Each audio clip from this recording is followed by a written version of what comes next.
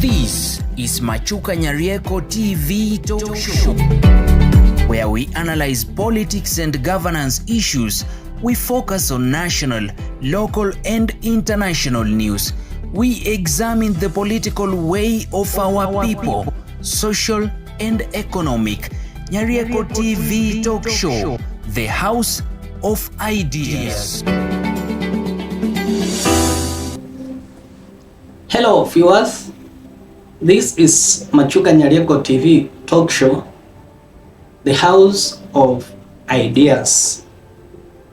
Today I'm going to focus on remarks made by the Kisii County Governor, the Honorable Simba Arati, that the Prime Minister Raila Odinga saved Kenya during the Gen Z revolutions.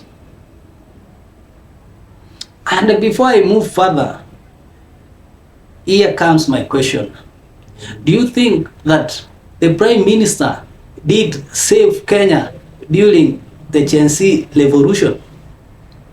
Do you think that the Prime Minister did save Kenya during the Gen Z revolution? For your comments, you can post them on our comment section so that we can read through them and see the opinions of our viewers and followers. Simba Arati made these remarks during the palio of the former Member of Parliament for Bonjari, the Honorable Sebedeo Obole, who was laid to rest today. Obole was one man who I can say that was praised so much because of the opening up of the road infrastructure in his constituency, and a man who was generous during the giving of bursaries, of which many of members of parliament do focus on their voters. But before we proceed to the theme of the topic of the day, on whether Raila saved Kenya during the Gen Z revolution, kindly, if you are watching this channel for the first time, take a second to subscribe so that when I will produce another video, YouTube will automatically notify you. And thanks to our subscribers for your continued support. Just to give a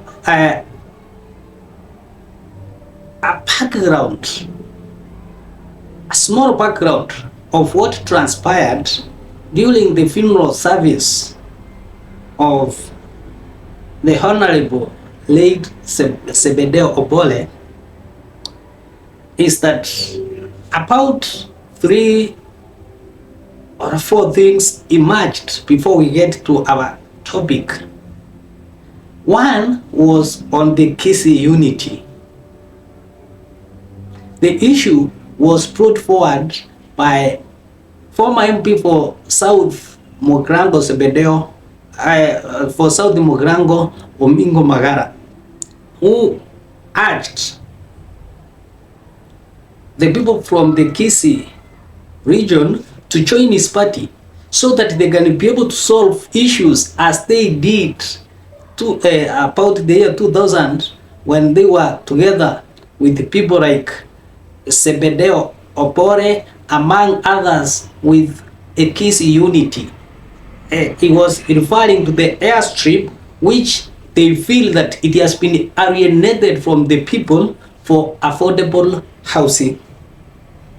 So he said, or he encouraged the people of Kisii to join his Obokano party. I think he should be the man to play the Obokano for them to dance. Obokano simply is the 8-stringed musical instrument that used to be played among the people of Gusii. Of course, when there is Busa somewhere. Second, the idea of Kisii unity was also supported by Momoima Onyonga, who said for them to move forward, for them to go for the top seat, they have to be from one house.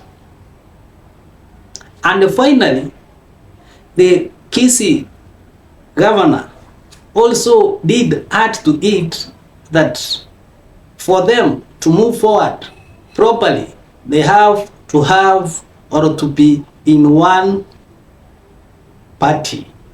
But the big question is, which party are the Kisiis likely to go as a team, bearing in mind in Kisii we have 7 independent clans.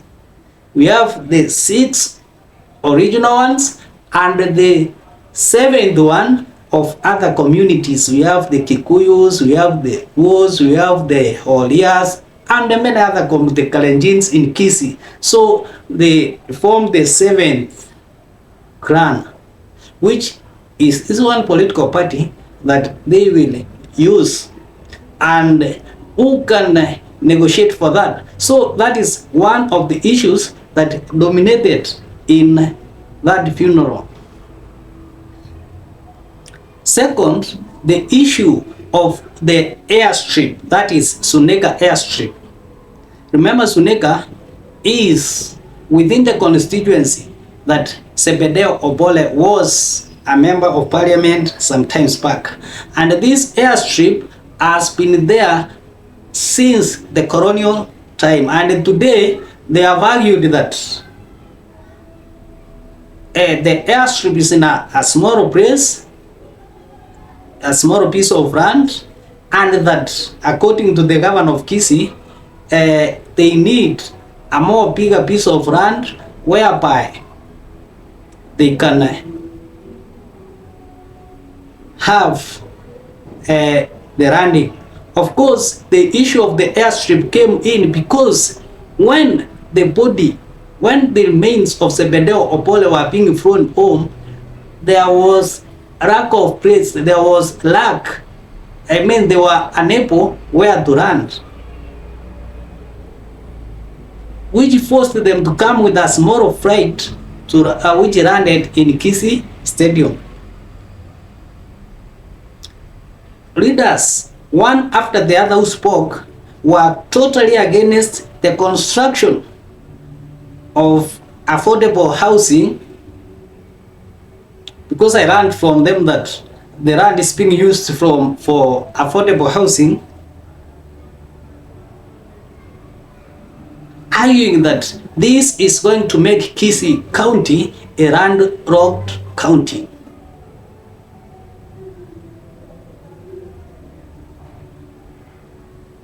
Of course, the governor tried to cover these indications that being in the second in command in ODM party, as he claimed, it appears that he tried to cool the tempers, but for the first time I saw young people, the Gen Zs, it's a different group, tell him no. When he tried to convince them, they told him no. Yeah. That is the exact word that they did use. On the street, on the airstrip, the Honorable Senator Onyonga did say that he's the only person who opposed the takeaway of the airport, that all of the rest in Kisii did not speak about it. If I can give you a brief history of airports in Kisii, apart from the Suneka one, people have got to go to Kisumu. But there were suggestions that there should be an airstrip at Sironga, of which they also did argue that it has been taken for housing project, and there was also other proposals that an airport should be put at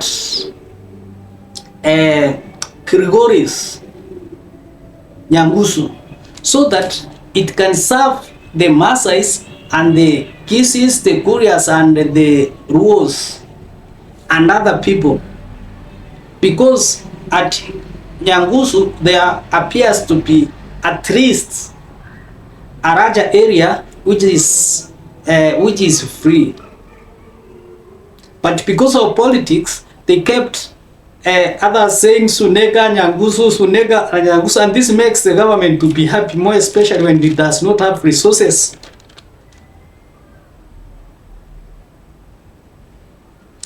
Another issue that emerged is that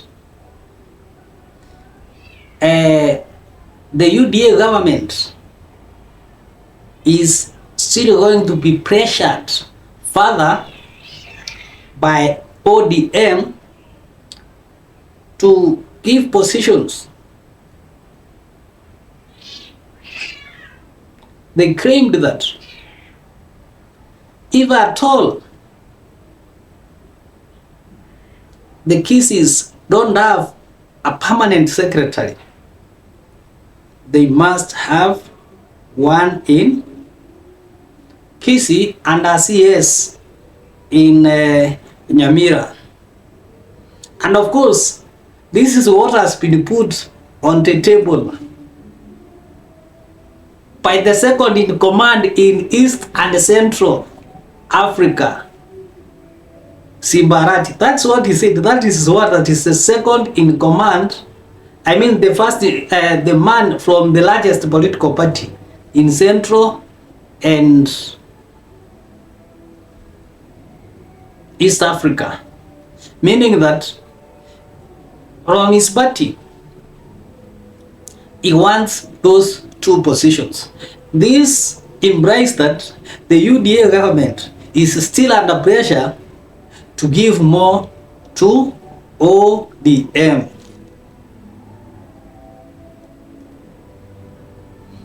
And this brings me to our main point of discussion. Do you think that Honorable Raila Odinga saved Kenya during the Gen Z revolutions? And what did Simba Arati say in relation to Raila Odinga and the Gen Z movements? Raila Odinga, Simba Arati said that Raila Odinga just stepped in and advised the government, or advised William Ruto, not to leave the leadership in the hands of the military. According to him, Raila Odinga, William Ruto had decided, or had called them to indicate that he's leaving the leadership to the military and probably go away. But Raila said, or did advise, that if you leave this leadership into the hands of the military, the first thing that the military will do is to suspend the constitution, and no member of parliament will be recognized, and that anything, including the meetings that they had in Kisii, they were not to be there because the military will take control. Do you think this can be an explanation by ODM as why they joined the broad-based government? Machuka Nyarieko TV talk show, the House of Ideas. Thank you for watching, and kindly continue subscribing, sharing, and even liking our videos. Thank you so much.